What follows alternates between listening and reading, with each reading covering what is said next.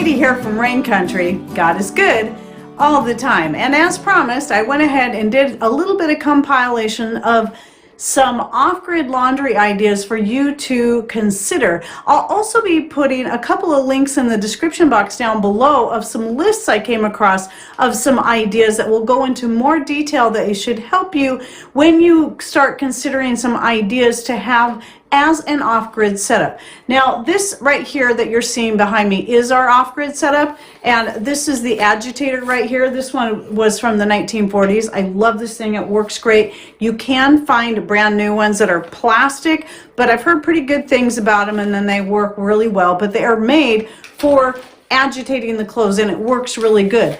But if you want to go with an even cheaper method than that, you can simply get a brand new plunger that you keep just for washing the clothes. Some people will drill some holes in it, but several years back, before Patrick built me this setup right here, which by the way, I'll link to the series on this right here and how he put it together. He built this, we bought this separately, we bought this separately, we bought the tubs, but then he drilled holes in the bottom for drainage, and he's got details on that. I also have a video I did in 2020 where I had to fall back on this for a 6-week period of time.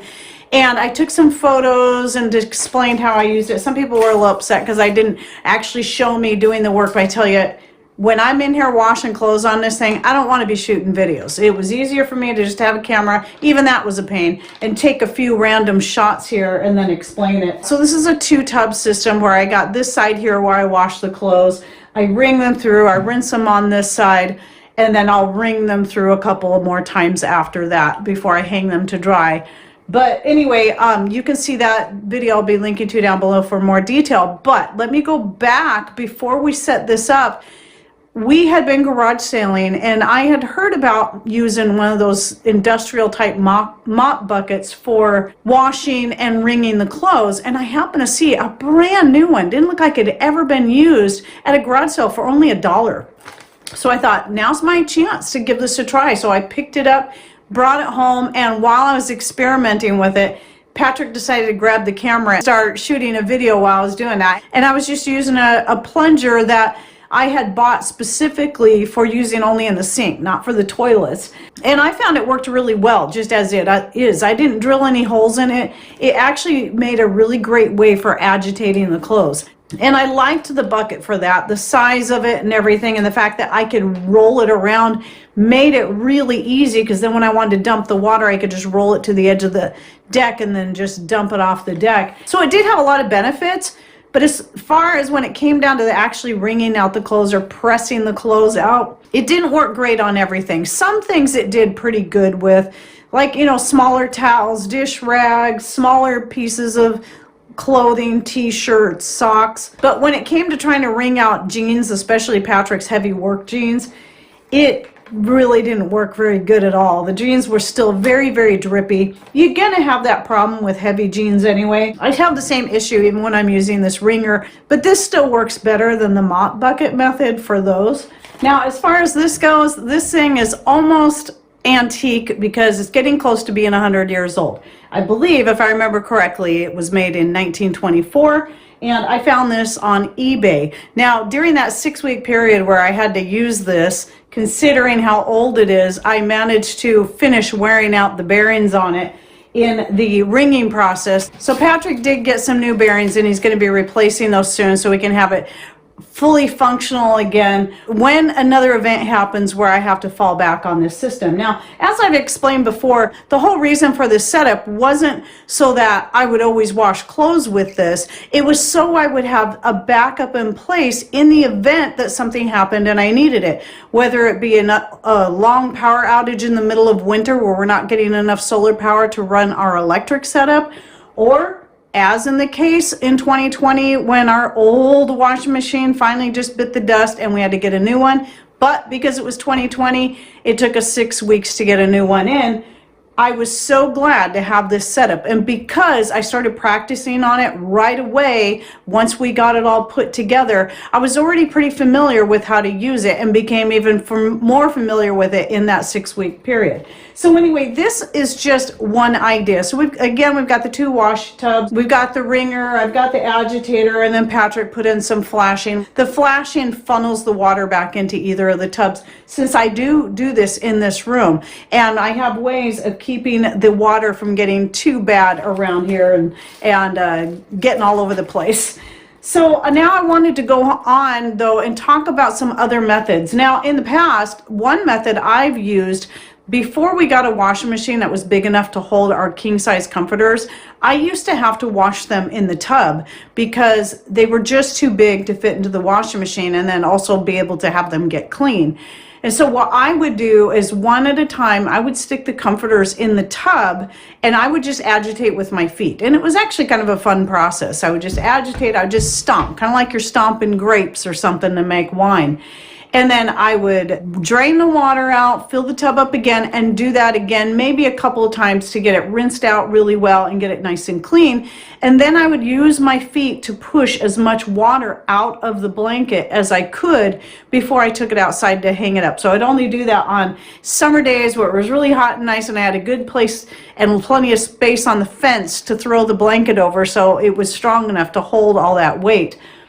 But so, and then I also had to rely on that one time when we were on a trip, a family trip, and we ended up having to stay in a town a few days longer than we had intended, and we had some dirty clothes starting to build up. We didn't have a washer and dryer in our camp trailer, so I just did the same thing. I threw the clothes into the little tub. Since it was a smaller tub, it made it, you know, I was able to use less water. Just use as little water as I could and just wash the clothes that same way, stomping on them just like it'd be like you'd stomp on grapes, to agitate, let the water drain, do it again to rinse them out good, and then press them out. So obviously the smaller things you can wring out by hand just fine, and then would hang them up around the trailer and out anywhere outside I could to get them dry, and that worked really well. So if you have access to any kind of tub, that's one way to do it that doesn't have to cost any extra money. Now, if you're wanting to take it a step further, you know, consider something like getting an agitator, whether it be an antique one, which is what I really, really wanted,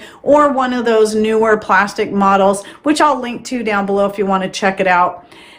or just a plunger. Just go down in the plumbing section and buy a plunger that you set aside specifically just for off-grid laundry, not something that make sure everybody knows is not to be used in the toilet. Maybe you can even find one that's a different color than the one you would typically keep in the bathroom.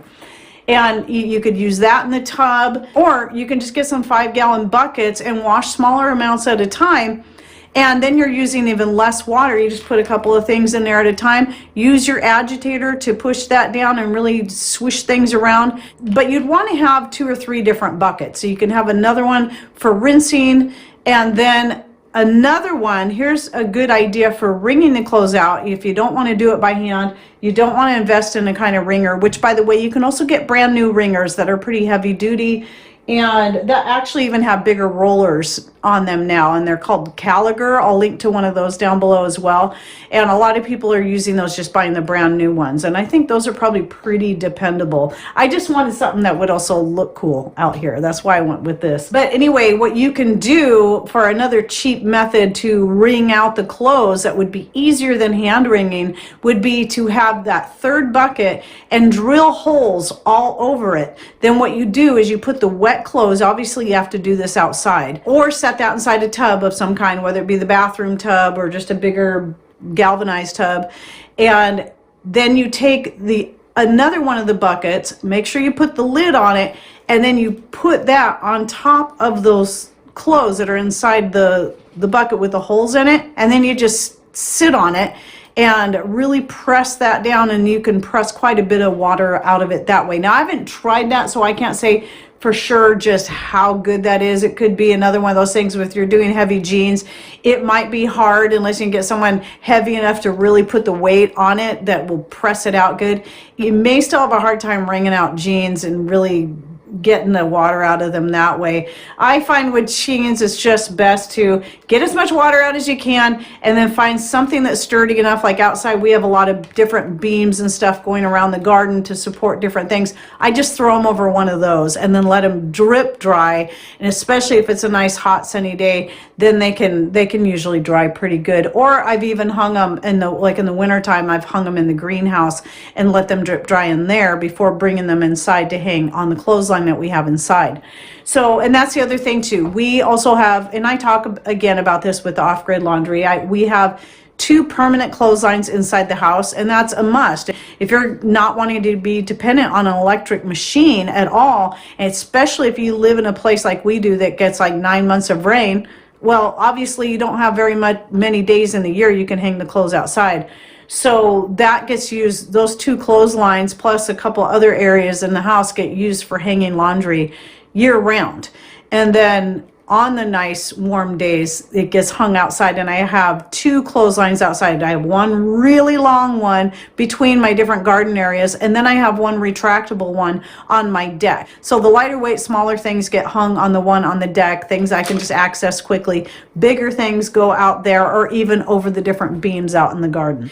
Then there's options if you want to go ahead and make a little more of an investment. Well, this right here was an investment because we had to buy the tubs, all this stuff.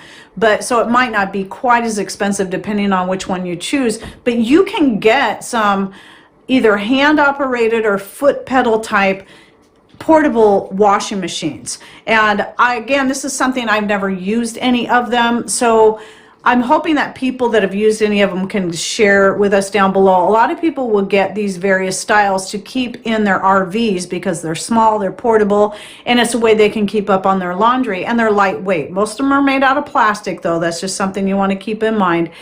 But they have different methods of using, like the foot pedal. There's one even where you can sit on it and just use the foot pedal and just do that. You can stand there and use the foot pedal. And there's some that you crank this way, some that you crank this way. And in a couple of the links I'll be putting down below, you can go through there and see the various kinds and read about each one and how each one rates according to what your need is. Like if it's someone going to college, they might want something smaller where they can just wash a couple items of clothes a day. If it's something you're keeping in an RV, or depending on your needs. Those lists are pretty good to go through, and reading through that should help you decide what's going to be best for you if you decide to go with something more like that. Then you can look at some other old-fashioned methods besides this. There's like there's the rocker washer, which I think is very similar, if not the same as the dasher washer like Misty Prepper had, if you remember Misty Shooter. And I did stumble across one of the videos with her showing, it's an old one, showing using that dasher washer. So I'm going to link to that video in the description box down below. And then go for Green Living. I remember watching this years ago. They had a rocker washer where you rock it back and forth like this. And I don't know if it was the same or not, but at least very similar. And it was antique, something they found. I thought that was pretty cool. I'll link to that video down below if you'd like to check that out. But these are things I'm not sure that you can find made brand new. You may just have to do a little research. I know that Lehman's sometimes carries some of these things, but they're brand new. So there's some places that will still make that stuff. Otherwise, you can look at on eBay. Whenever I'm looking for something that's antique, like the antique high chair that we got for our grandbabies to keep here, so it's something that would be cool looking as well as usable. We found that on eBay. We found both of these things on eBay here. The tubs here were brand new, and then that we then modified to work with our setup here. But just so you know, in case you don't want to go back and watch that video, I'll just let you know real quick. We do have hoses that are hooked. There's drain holes at the bottom of each tub. There's hoses hooked to the bottom of each drain hole, and then we can just run the hose out the door and let it drain outside. And some of the gray water I will use to water certain parts of the garden, so I'll actually drain it right into a watering can. I still recommend you go watch that video for more details about this and the different things I do to make it ease of use and to keep the mess down, and the series where Patrick shows how he drilled the holes and installed the different things if you're wanting to build your own setup, because again, he also does the instructions on how he built this rack here. So anyway, there's just a few ideas that should kind of get you headed in the right direction. And the cheapest thing to do is if you have a bathtub, just utilize that in a pinch. That, your feet or your kids' feet, you have them get in there, they might actually enjoy it. And then have everybody share in the wringing out process, because that can be the part that's the hardest on the hands, especially if you're older and you have any joint issues with your hands. If you can get help with that, that would, you know, that's one thing. But if you don't, consider getting something like some way that you can wring out the clothes to make it easier on you. So this right here, if you have a hard time wringing out clothes, might be one of the better investments, some kind of wringer, but you'd still have to have something sturdy to attach it to. That's going to be very important.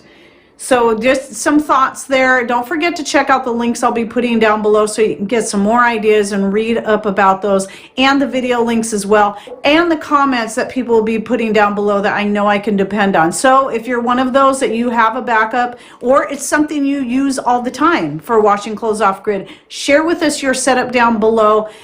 If you have a video out on it, go ahead and share the link. Just keep in mind it might disappear right away, because it will, if you put the link in there, it'll go into held for review. When I get a chance, I go in there and check my held for review folder, and then I'll approve those comments. Anything with links, I make sure it goes into held for review, so I can make sure it's not spam or any kind of unsavory sites that might pop up. But if it's people sharing their own YouTube videos on their setup, I think that's great.